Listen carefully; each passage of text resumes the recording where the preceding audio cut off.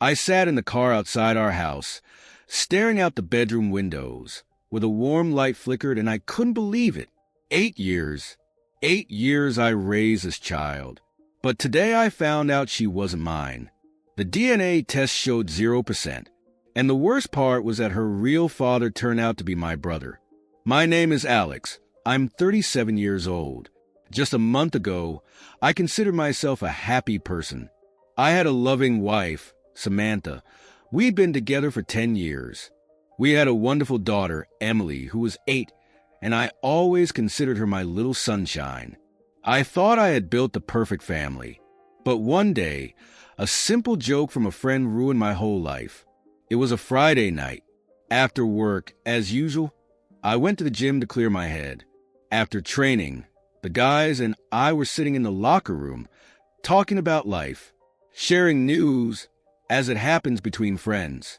And then Mike, one of ours, casually said, "You know, guys, I recently did a DNA test." I laughed along with everyone. "Seriously? Why?" "Yes, my wife had a bit of an adventure in the past." Well, it became calmer. We laughed, and I didn't even pay attention at the time. But when I got home, his words stuck in my head. I went into the bedroom. Samantha was already asleep, breathing peacefully next to her. On the bedside table were photos of our family. I picked up a frame with a photo of me holding little Emily in my arms. She was only 2 years old then. We were on the beach, smiling, happy. I looked at her face, and for the first time I noticed something I hadn't seen before.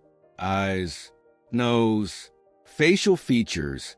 Something didn't add up. I tried to push these thoughts away, to tell myself, "Stop it. It's your child. She looks like Samantha. You're just kidding." But the doubt had already taken root in me, and that night I never slept. The next day I couldn't stand it. I took Emily's hairbrush. I took out a few hairs. My hands were shaking. I carefully placed them in an envelope. I found a private lab that did paternity tests. I didn't even tell any of my friends. I was ashamed of my suspicions, but even more afraid that these suspicions might be true. I mailed the envelope and began to wait. It was the hardest week of my life. I tried to act like I always did. I played with Emily, helped her with her homework, smiled at Samantha during dinner. But inside I was seething. I found myself staring at my daughter longer than usual. I was looking for myself in her. But the more I looked, the more often another face would appear in my mind. The face of my brother Jake. He and I had always been close. We grew up together, shared everything. I trusted him like no one else. But now something inside me was telling me, "Look again. You can see who she looks like." 7 days later, I received a letter from the lab. I sat in the car, holding it in my hands. My hands were sweating. I opened the envelope, ran my eyes over the text, and froze. The probability of paternity is 0%. The words cut into my brain like a blade. My heart pounded. Spots floated before my eyes. I reread it again, and again. I closed my eyes and leaned on the steering wheel. I was shaking. Emily is not my daughter. I raised someone else's child for 8 years. And I was almost certain it was my brother's child. I don't know how long I sat there. 10 minutes? An hour? And then I made a decision. I'm not going to make a fuss. I'm not going to yell at Samantha. I'm not going to hit Jake. No, they don't deserve this. I'm going to destroy them both. Quietly, coldly, without pity. That was the day the Alex I was died, and a new one was born. The one who was going to take everything from them. And I start tomorrow. I woke up at 5 in the morning, but not to the alarm clock. My body simply refused to sleep. I looked at the ceiling and heard Samantha's even breathing next to me. She slept peacefully, not knowing that I was no longer the same man I was yesterday.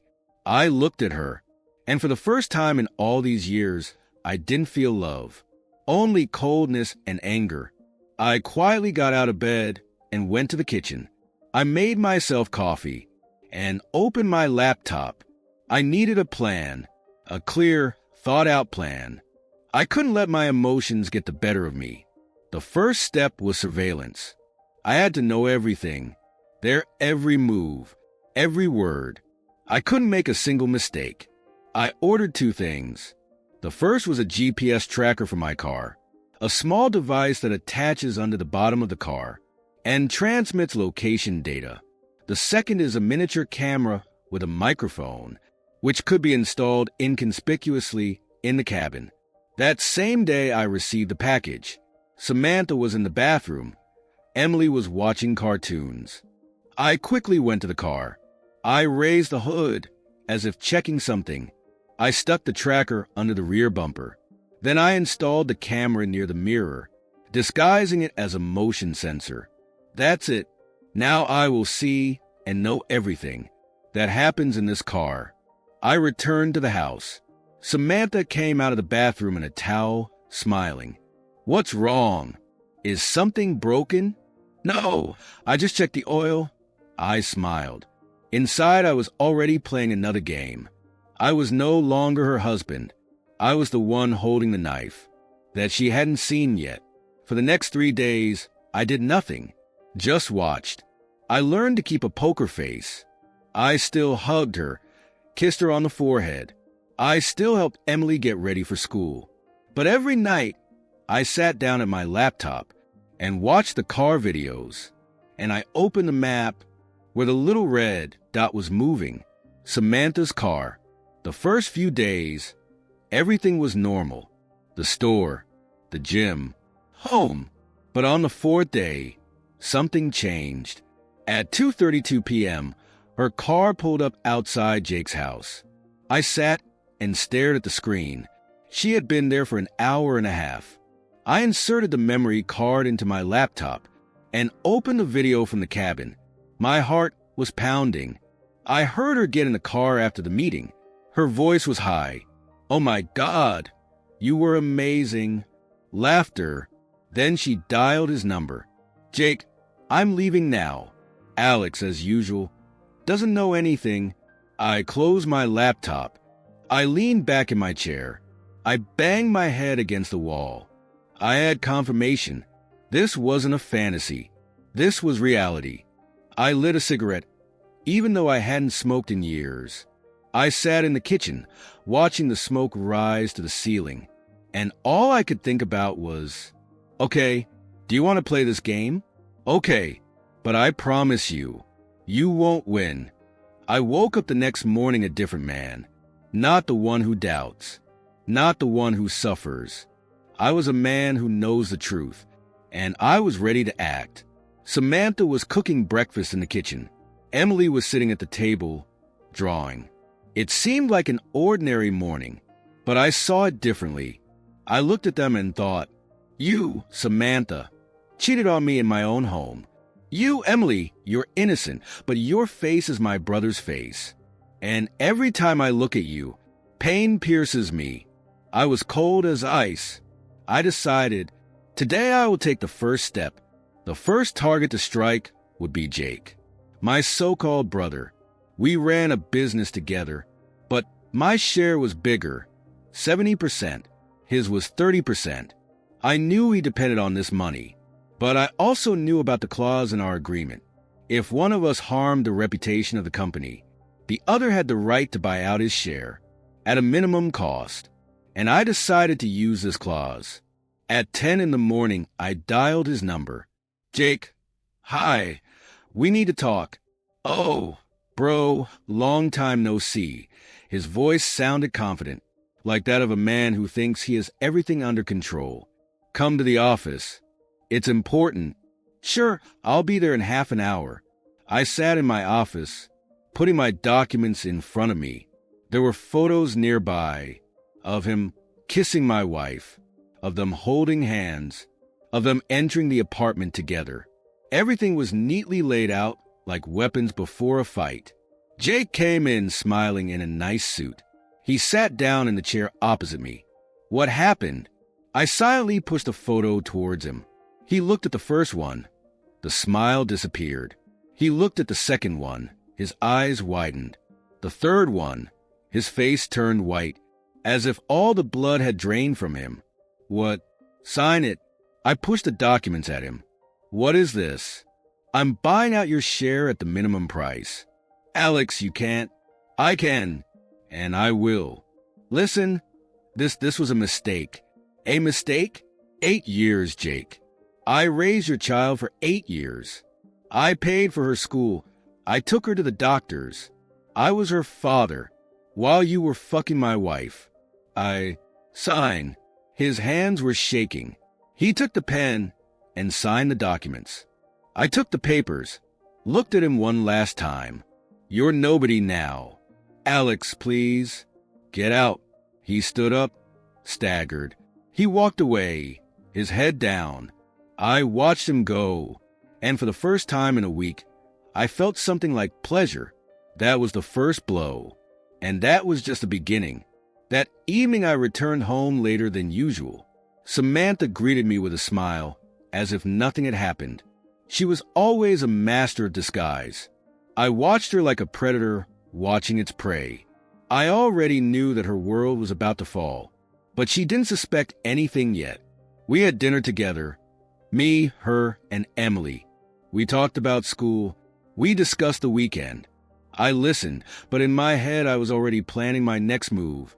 I decided that now the blow would be on Samantha. I wanted to take everything from her.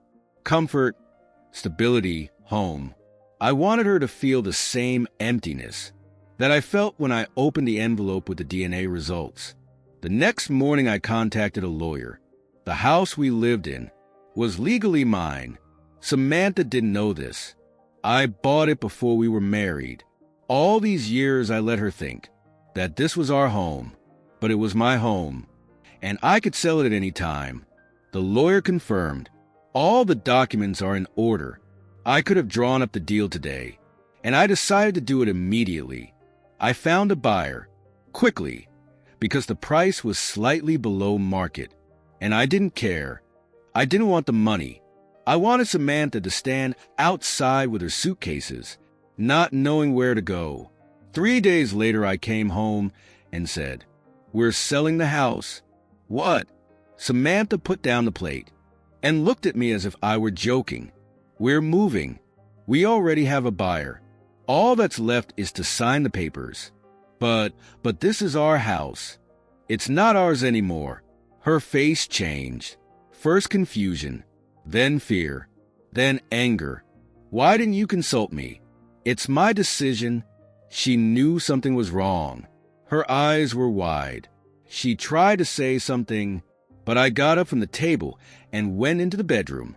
I could hear her crying in the kitchen, but I no longer felt sorry. I remembered her laughing with Jake. I remembered her words. He doesn't suspect anything. Now she was suspicious, but it was too late. The next day we packed our things. Emily asked where we were moving to. I smiled and said it was a new, beautiful house. Samantha was silent. Her hands shook as she folded her clothes. I looked at her and realized, this is not the end. This is just the beginning of her downfall. I plan to take away more than just her house. I plan to take away everything from her, even her daughter. We were leaving the house on Friday. I stood in the doorway, watching, Samantha nervously packing her things. Emily held her favorite teddy bear, not understanding why Mom was so nervous, and Dad was silent and cold. I tried to be the same for my daughter, but every time I saw Jake's features in her, I would feel a surge of rage. But I held it back. I still loved her, like my own child, but at the same time, I was preparing to do something that would change her whole life. The move was chaotic. I rented an apartment, small, cramped, specifically to make Samantha uncomfortable. Her luxurious life, the big rooms, the garden, all that was left behind. Now she was sitting in an apartment where even the walls pressed against her. I could see the desperation in her eyes, but she was silent. She didn't yet understand that this was just the beginning. The next morning I went to see a lawyer. I was filing for divorce, And not just any divorce. I was planning to get full custody of Emily. I knew it would be a war, but I was ready. I had evidence of the infidelity. I had records of her leaving the child at home and going to her lover. I had printouts of her expenses, gifts for Jake, hotels. I had it all. This was my file on Samantha. And I knew the judge would see a mother who had lied, cheated, spent her husband's money on her lover. And there was me, the stable, responsible father. I knew the odds were on my side. In the evening I sat with Emily. We put together a puzzle. Samantha went to the bathroom. I looked at my daughter and said, "Do you know that I love you very much?" "Of course, Daddy."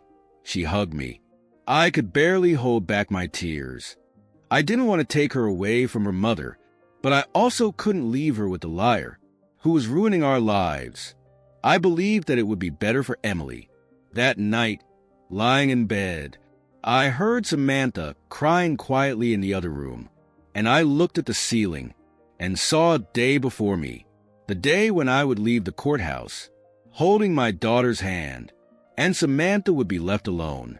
And Jake, who had already lost his business, wouldn't want to take on someone else's child. I planned to deprive her of everything, and next week I will take the next step. Monday morning began as usual. I made coffee, packed Emily for school. Samantha silently put breakfast on plates. There was a tension between us, which she could no longer ignore. I could see her trying to say something, but not daring to. She could feel me pulling away, but she didn't realize how far I had gone. I walked them both out the door and stayed home, waiting for the call from the lawyer. At 10 a.m., he confirmed that all the divorce papers were ready. I read everything again. There was a request for full custody of Emily, with the following arguments. The mother systematically left the child unattended, abused the trust of her husband, led an immoral lifestyle. The statement included photos, screenshots of correspondence, videos from the car, bank statements of expenses. It was a blow from which Samantha would never recover. I signed. The papers went to court. That evening I returned home early. Samantha tried again to be a loving wife. She offered pizza, asked if I wanted to watch a movie together. Her voice was gentle, but I could see the fear in her eyes. She felt that I was growing further and further away, and she was afraid that she might lose what she considered stable. I agreed. We sat down on the couch. Emily was already asleep. The movie was on, but I wasn't watching. I was looking at her. I saw this woman, who I had loved for 10 years, who was the mother of my child, or so I thought, and now she was my enemy. And I was waiting for the day when I would tell her the truth. Her hand touched mine. She looked at me. "Alex, are you okay?" "Yes, I'm fine," I smiled. For the first time in years, my smile was fake. For the first time, I felt how love had completely given way to cold indifference. And that was perhaps the scariest thing for both of us. The next morning I woke up before everyone else. Sleep had become a luxury I could no longer afford. I sat in the kitchen with a cup of coffee, staring out the window and waiting for Samantha to wake up. I needed to see her, see the person who had so skillfully played the role of the perfect wife, and behind my back was ruining my life. At 7:30, she came out of the room, in her pajamas, with her hair tousled, still sleepy. She looked so ordinary, but I no longer saw the woman I had once loved. I saw lies, lies that filled every inch of her body. "Good morning," she said, trying to smile. "Morning," I replied, sipping my coffee. "How did you sleep?" "Fine." No unnecessary words. The coldness between us was becoming more and more noticeable, and she could feel it. I walked Emily to school. On the way, she told me that today in art class, they would draw a family. "I'll draw the three of us.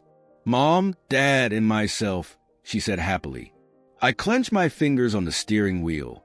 These words cut me from the inside. I thought that very soon, this picture of a family idol would break. I kissed my daughter on the forehead, walked her to the school gate, and returned to the car.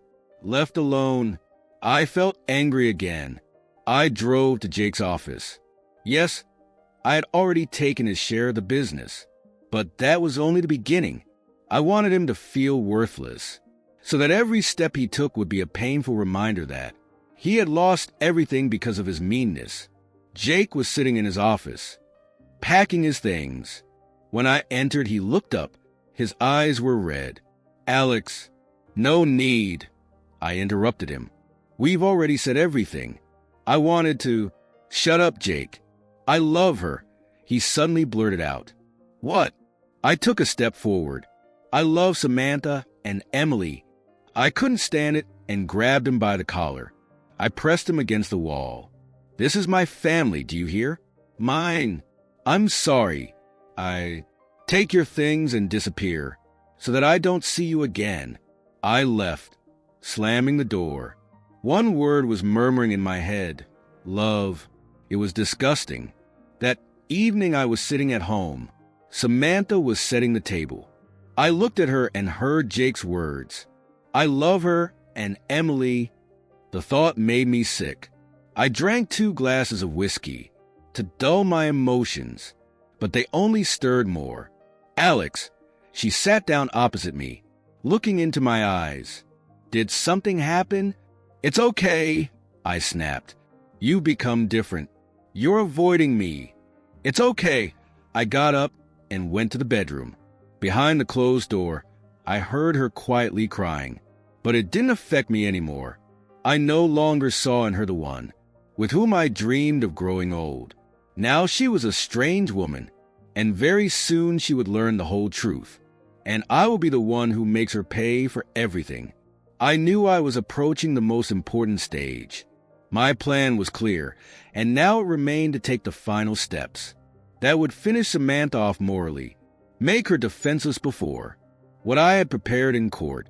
I wanted her to destroy her own world, so that she would destroy her own reputation, and so that no one would take her side. When the time came for divorce, I began to act subtly. The first step was to provoke conflicts. I became sharp, cold, sometimes deliberately rude. And then, as if by accident, I left the phone nearby, turning on the recording of conversations. Several times I brought her to tears, and once to a scream.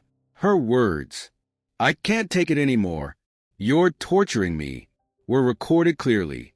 I already knew that these audios would become part of my dossier.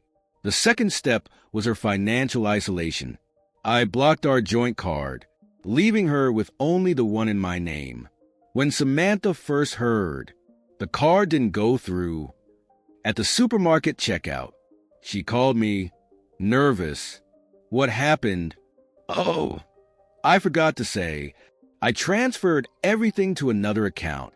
"But why?" "I just wanted to." I cut her off. I could hear the panic in her voice. She was used to stability, to security, and now I was starting to tear it out from under her feet. I struck the third blow where she definitely didn't expect it.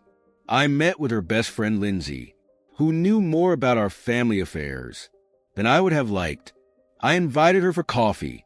We were sitting in a cafe. I pretended to be broken, shattered. "I don't know what to do. Samantha has become different. I'm afraid she has someone." Lindsay looked at me sympathetically. "Alex," I didn't want to say it, but I noticed it too. It seemed to me that she was seeing someone. I don't know who, but you can't guess. I pretended to be confused. "You don't know who it is?" "No." I successfully played the role of an offended man, looking for support, and I knew, as soon as Samantha found out, that her closest friend had hinted to me about her betrayal, they would quarrel. Another bridge that supported her would be burned. That evening I returned home and noticed Samantha nervously typing something on her phone. Her hands were shaking. "Did something happen?" "No, everything is fine." She tried to smile, But I could see that after meeting Lindsay, she already understood. Something was wrong. Something was falling apart. She didn't know yet that it was I who was pulling these strings. And very soon she would lose control of everything. And then I would come out of the shadows and deliver the final blow. I woke up with the calm certainty that my plan was working out exactly as I had planned. I could already see Samantha losing control of the situation. Every day she became more nervous, more confused, her eyes searching for answers, but she couldn't find them. I continued to play my part, the loving but slightly distant husband, who was supposedly just going through a difficult time in his life. But I was preparing for the final step, the one that would finally break her and make me the winner. That day, I decided to do what would be her last warning before the storm. I arranged to meet Jake. I didn't just want to see him broken again. I planned to use him as a tool to make Samantha lose her footing. We met in a quiet bar outside of town. Jake was exhausted, thin. His eyes were full of anxiety. He already knew that he had lost everything, but probably he hoped that at least some crumb of brotherhood remained between us. "Alex, I'm glad you agreed to meet. I'm listening to you," I answered coldly. "Listen, I understand that I ruined your life. I'm not looking for excuses, but I love her, and I love Emily. We want to start all over again. Together?" "Yes." He lowered his eyes. The words made me cringe. I took a big sip of whiskey. "Jake, my words were like a slur. If you think that I will let you live happily, then you are deeply mistaken." His face twisted. "What do you mean?" "That it's too late. I've made sure you both lose everything, and I'll make it so that you regret every moment you've ever touched my wife." "Alex, please." "No." I got up and left, leaving him with those words. I knew he would call Samantha right away. I had expected that. That evening, I returned home. As if nothing had happened, Samantha was pacing around the apartment, like she was walking through a minefield. I knew they had already spoken. I could see it in her eyes. She tried to say something, but I beat her to it. "How was your day?" "I was fine." She trailed off. "Did something happen?" I played it naive. "No, just tired." Her voice trembled. I enjoyed it. I could see that fear had taken over her completely. She no longer felt like she was in control of the situation.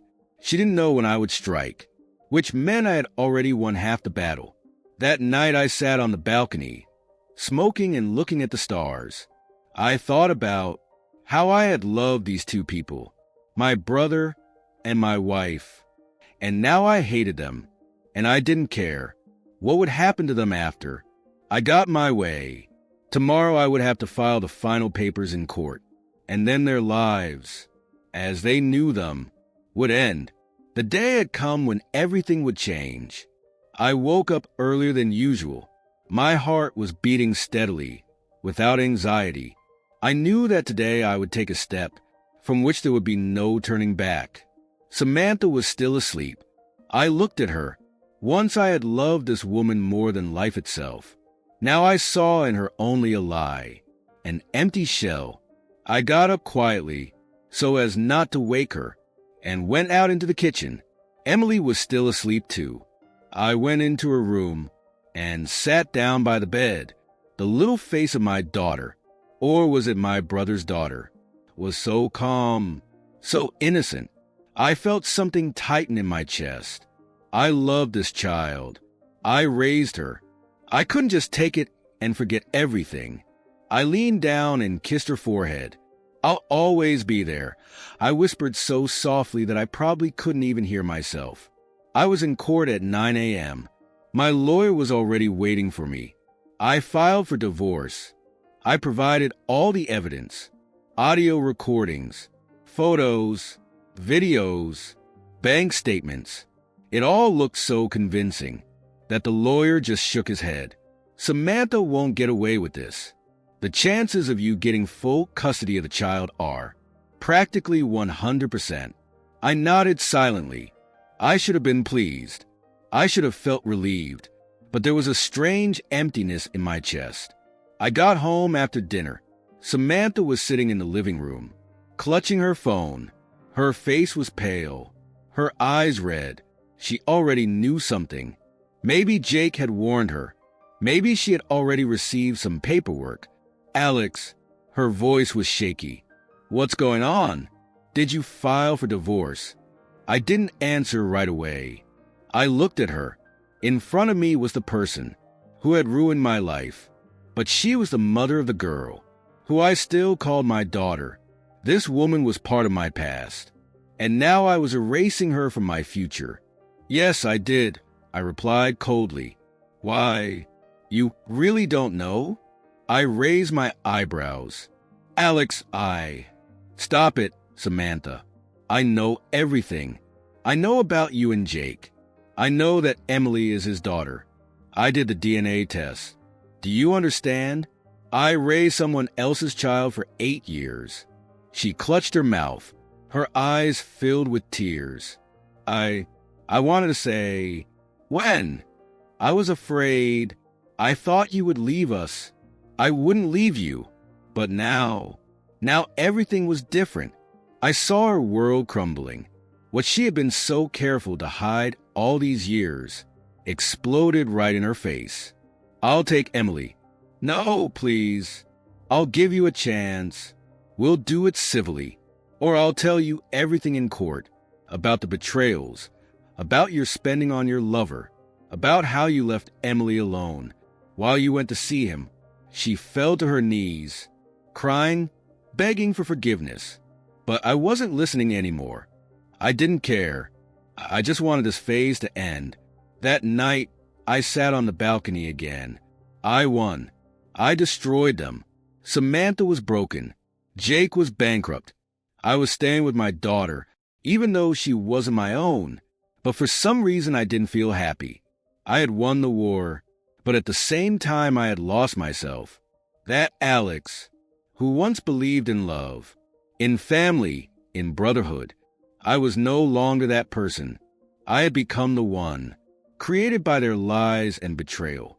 And now I had to learn to live with it. The next few days turned into a marathon of legal proceedings, emotional outbursts, and tense silence at home. Samantha behaved like a person teetering on the edge of a precipice. She would try to be gentle, cook my favorite dishes, then suddenly burst into tears, asking to talk. But I stuck to my chosen line. My answers were short, cold. I made it clear to her that our marriage was just a formality, which would soon be a thing of the past. Emily knew nothing. I saw in her eyes still the same trust and love. She didn't sense the storm, which was already approaching. But children always sense something subconsciously. She hugged me more often, sought my attention more often, and each time it hurt, because I knew that everything would soon change. A few days later, I received a notice of the first hearing in court. I didn't tell Samantha, but I knew the lawyer had already told her. That evening she came to me, when Emily had already gone to bed. Her face was exhausted. Her eyes were tearful. Alex, her voice broke. Please, can we somehow work this out without going to court? I know I made mistakes, but Emily, she loves you. You see, don't separate us. Don't take my daughter away from me. I listened and was silent. Two parts of me were fighting. One was anger and the desire to punish. The other was love for this little girl, who was not to blame for what the adults had done. Samantha, I said quietly, but there was no regret in my voice. I gave you 10 years of my life. I trusted you. I loved you. I was the best father to Emily, and you lied to me every day, every morning, every night. It was a lie. You gave me a choice, and I made it. She cried, but I couldn't sympathize anymore. I felt like I had to see this through. The next morning I met with my lawyer. We discussed a strategy. He was sure the judge would side with me. I had to tell the truth out loud, in front of people, in front of the court, and it was scarier than I expected. It meant exposing my wounds in front of everyone. But I was ready. That night, as I was putting Emily to bed, she suddenly said, "Daddy, we'll always be together, right?" I almost choked on those words. I put her in my arms and held her close. "Always, baby. Always." And in my heart, I prayed that this war wouldn't take her away from me, because then I would never be the Alex I once was. The day of the first court hearing arrived. I woke up at 4 a.m, but it wasn't a dream, but an anxiety that had been haunting me for weeks. I sat in the kitchen, drinking black coffee, looking at the chair, where Emily usually sat, and trying not to break down. I kept repeating to myself, "This is for her. This is for her future." But every word hurt, as if I was convincing myself, not the judge, but myself. Samantha left the room around 8.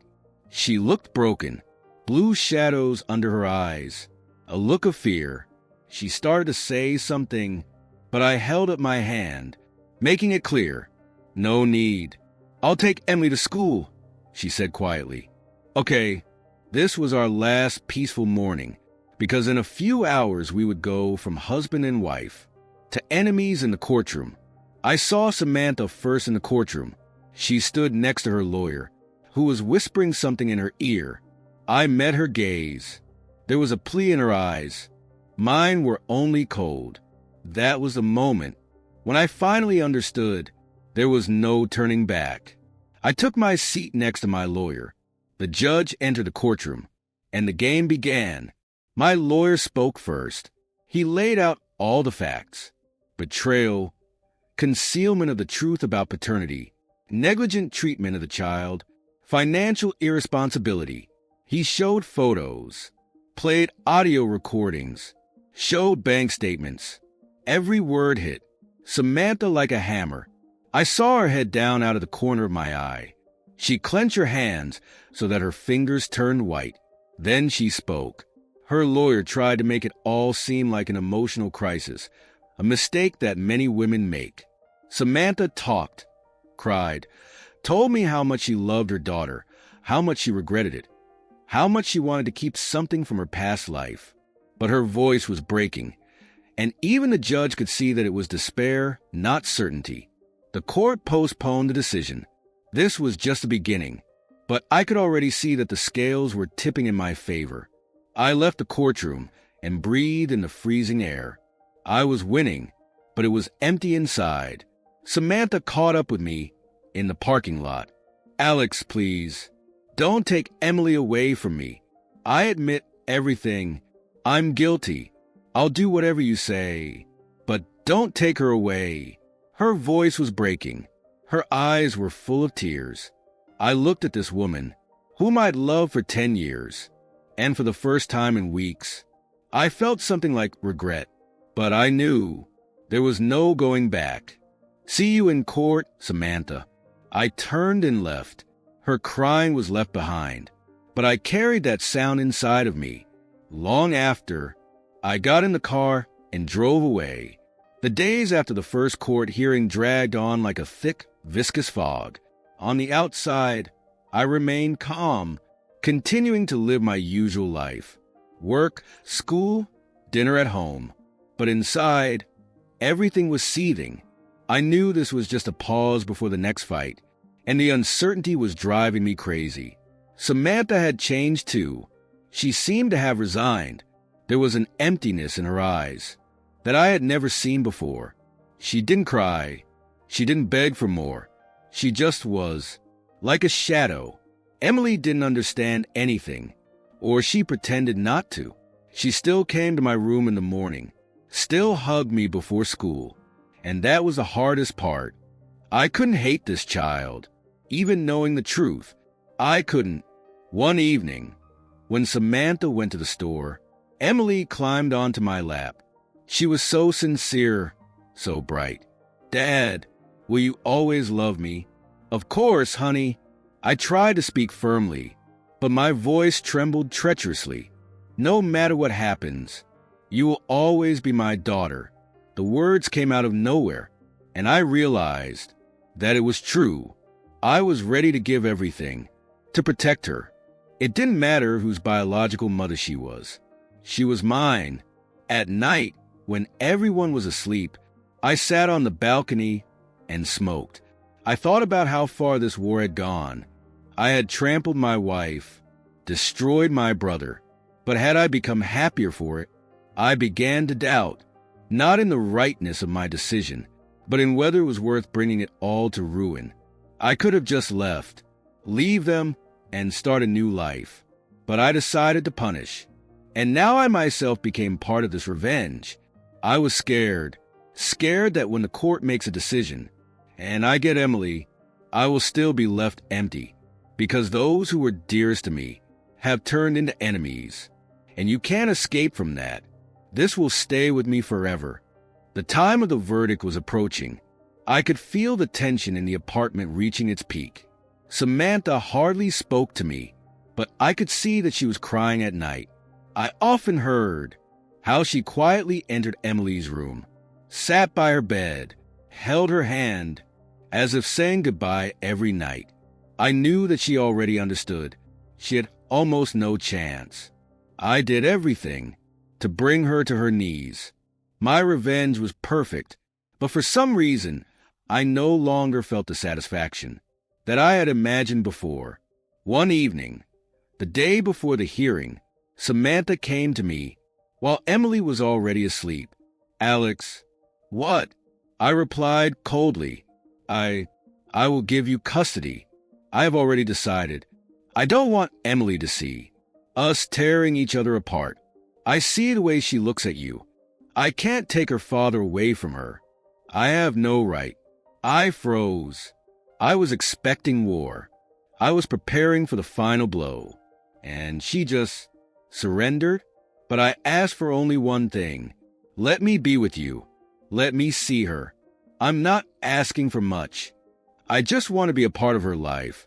I looked at this woman, who was the embodiment of betrayal to me. But now she wasn't speaking as a wife, or even as my ex-lover. She was speaking as a mother. And for the first time in all these months, I saw in her eyes not lies, but genuine love for our child. I didn't answer right away. I remained silent because I was fighting my own demons. I could have trampled her to death, but I could have done something that might have given me back some humanity. "Okay," I said after a long pause. "You can see Emily, but I make the decisions about her life." "I agree," she whispered, and she started crying, and I just went to the bedroom because I didn't want her to see me clenching my fists, trying to control my emotions. The next day in court, everything was a formality. Samantha confirmed that she didn't deny my right to full custody. The judge announced the decision. Emily stayed with me. Samantha was granted visitation rights. I won, but when we left the building, I didn't feel triumphant. I was simply exhausted. The revenge was done. She took everything from me, including the feelings that once made me happy. I held Emily's hand. She didn't understand that her whole life had just changed. I looked at Samantha. She stood aside, looking at us with pain, but not hatred. We had all lost something in this war, and now we had to learn to live with those losses. Life after the trial was not what I had imagined. I thought that after the victory, I would finally feel relieved, that I would be able to breathe freely again, without this constant pressure of anger, rage, and pain. But the reality turned out to be completely different. Winning this war brought me only silence, and the silence was the most terrible. Emily stayed with me. I took her to our new apartment. She was happy because Dad was there, because we were together. She didn't yet understand that she would no longer wake up seeing Mom every morning, that now her life was divided into two parts. With Dad and with Mom, she would ask, "Is Mom coming soon?" "Yes, soon," I would answer, and smile. Although everything inside was shrinking, Samantha kept her word. She didn't throw tantrums. She didn't try to get anything back. She called. She asked to see Emily. She came once a week. I let her. I saw them hugging. My daughter was happy, and I knew I had no right to take that away from her. But I also saw Samantha. Every time she came, she looked more and more tired, less and less like the confident, successful woman I had once known. She had faded, and I knew I had made her that way. One day, when Emily was at school, Samantha came in early. I opened the door and she stood there for a few seconds, as if she was hesitating, and then she said, "Can I just talk?" I wanted to say no. I wasn't ready for this conversation, but I nodded. We sat in the kitchen. The silence dragged on, and then she said, "Alex, I know I deserve this. What happened was my fault. I understand that I lost you. I lost my family. I'm not asking for everything to go back. I'm asking for just one thing. Don't hate me anymore. I already hate myself every day. But when I see you and see that I'm the enemy to you, it kills me." I looked at this woman. I remembered how we bought this house together, how we laughed while choosing furniture, how we cooked dinners together, how I held Emily in my arms for the first time and was sure that she was my daughter. It was all real. But then the lie came, and I burned it all away. I exhaled. Samantha, I don't know if I can forgive, but I'll try, for Emily's sake, and maybe for both of us. Her eyes filled with tears. But this time they weren't tears of fear or pain. It was something else. Maybe hope. We were never a couple again. Our marriage was a thing of the past.